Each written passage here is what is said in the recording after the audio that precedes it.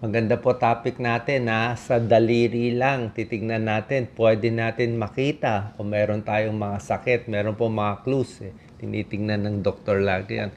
Fingernail signs of disease. Pwedeng sakit sa baga, sa liver, o sa puso, o mga infection. Number 1, pag ang daliri nyo maputla. Ano? Leukonychia tawag dyan, maputla. So pag maputla, pwedeng anemic, pwedeng na trauma, na bangga, kung saan daliri lang. Pwedeng kulang ka sa nutrisyon, baka merong vitamin at mineral na kulang. Pwede rin may heart or kidney problem or merong mga poisoning issue.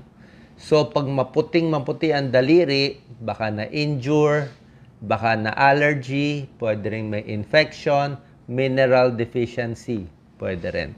At anemic, yan ang tinitingnan natin. Yung mga may kidney failure, nagiging anemic din. Kaya makita nyo, maputla din yung daliri nila. Ha? Tingnan nyo. Compare nyo sa ibang tao, sa kaibigan nyo. Number 2, ito common to, madilaw. Ano? Yellow nails. Bigyan ko muna kayo ng simpleng dahilan. Bakit madilaw ang daliri, ang kuko? Pwedeng, pag ganito ang pagkadilaw, pwedeng sa nail polish yan eh. Mahilig ka mag-nail polish, di ba? Baka meron ka nilalagay, pinapahid, extension, ganyan-ganyan. Pwede yan. Pero pag ganito kadilaw, na very yellow siya, pwedeng fungal infection. Yan, oh. Most common cause of yellow nail, fungal infection. Pwede ring thyroid problem, pwedeng sakit sa baga, pwedeng diabetes or psoriasis. So, hindi dapat nagdidilaw siya. Diba? So, merong diferensya. Okay, papacheck natin sa doktor. Next, number 3, bukod sa mga daliri, tingnan nyo rin yung palad nyo. Okay? Yung sa kamay, mga signs. Pag ang palad nyo ganito, oh, Doc Lisa, biglang namumula, oh, mapula. Parang rose. Hindi po magandang sign to. Oh. Palmar erythema ang tawag dyan, liver disease. Pwedeng liver cirrhosis sa alak, pwedeng liver cancer. So, either liver cirrhosis or liver cancer. Hindi po magandang senyales yan. Tapos, pag may liver problem, nagiging iba rin yung kuko. Okay, may puti-puti, may parang may horizontal line. Hindi ganun ka-specific. Pero makita nyo, pag iba yung kuko ninyo, eh, may diferensya yung katawan. Number 4, ito. Ang daliri, makikita nyo rin kung may sakit sa puso. 'Di ba? Tinuturo ko to eh. Pag ginawa nyo to, yung dalawang daliri nyo, dinikit nyo yan, pabaliktad, dapat may butas. Ano? Kita ba? May butas. Ito po, oh. Normal, may butas. Pag walang butas at nagdikit yan, pwedeng congenital heart disease, yung mga blue baby. O yung matagalang kulang sa oxygen sa katawan. Ang blue baby kasi kulang ang oxygen eh. May butas yung puso nila. So, mababa oxygen nila. Nangyayari, kumakapal dito. Pag nagkukulang ng oxygen. Yung mga naninigarilyo, may emphysema, may COPD, matagal na nahirapan yung hinga. Minsan, nagka-clubbing din. Yan, oh. Pwedeng sign ng heart problem or lung problem. Oo, ito sa heart problem to or lung problem. Yung talaga yan, oh. Clubbing eh. Namamaga dito. Ano, namamaga. Tsaka minsan, nagbo-blue din ng kulay. Pag blue baby. Dagdag ko na rin. Since sign of heart disease, meron pang isang kakaibang senyales ng heart disease. Tunay po to ha, hindi to peke. Maraming pag-aaral to, inaaral namin. Cardiologist po ako, alam ko to. Sign of heart disease, makikita sa tenga. Tawag dito, Frank sign, Frank's crease. Yan, no? So, oras na magkalinya, isang malalim na linya dyan, posibleng sign na magkakaroon ka ng sakit sa puso, possible heart attack in the future. Bakit? Minsan, pag bata pa tayo, wala pang linya yan. Pero pag tumatanda tayo, makikita nyo, parang nagkukulang yung mga tissue natin. Yung mas, siguro nawawalan ng taba, mas naglilinya. So, mas tumatanda, mas nagkakasakit sa puso, mas naglilinya.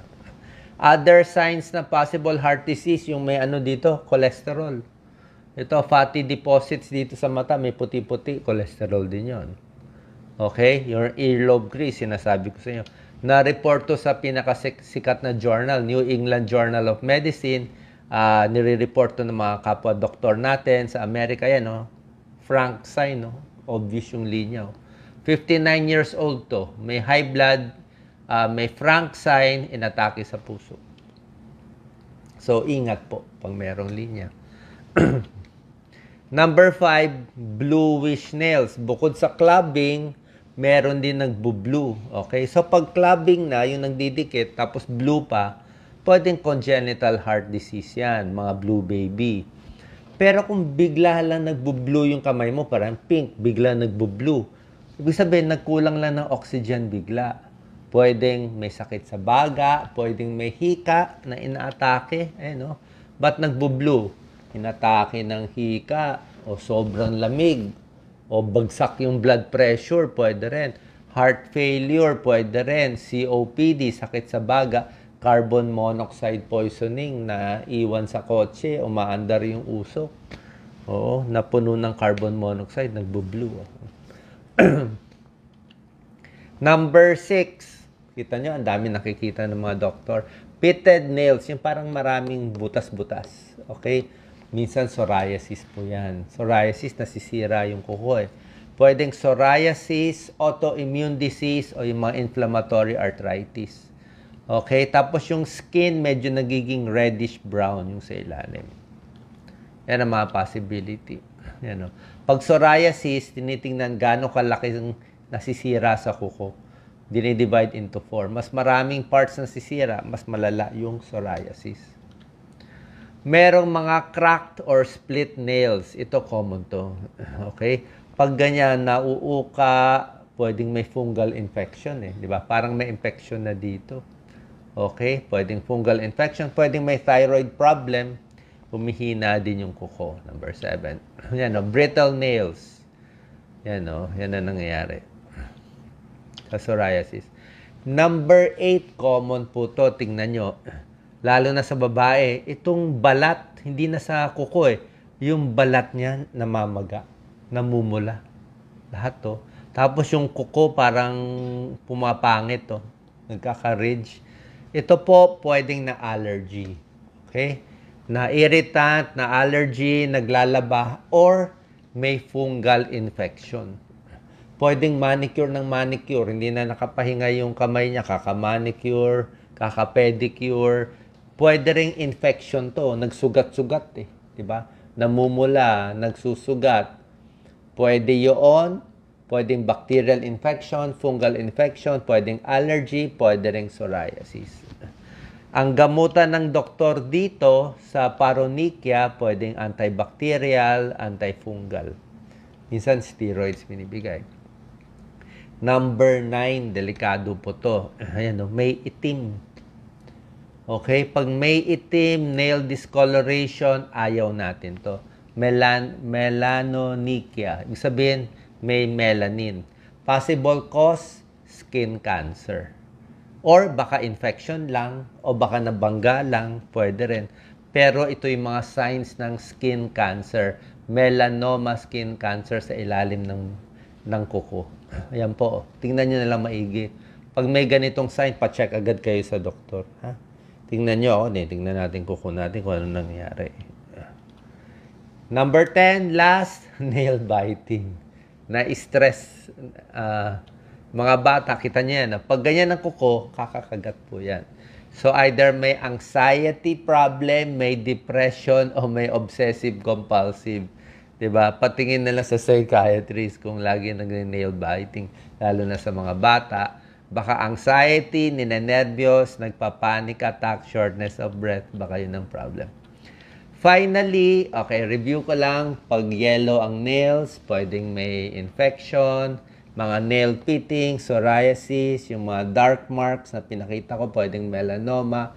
Pag brittle, pangit yung mga kuko, may puti-puti, kulang sa nutrition, kulang sa vitamin A, vitamin C, o baka hypothyroid. Okay? Sana po nakatulong tong video natin. Check natin ng kuko. Kung may problema, patingin po tayo sa ating doktor. God bless.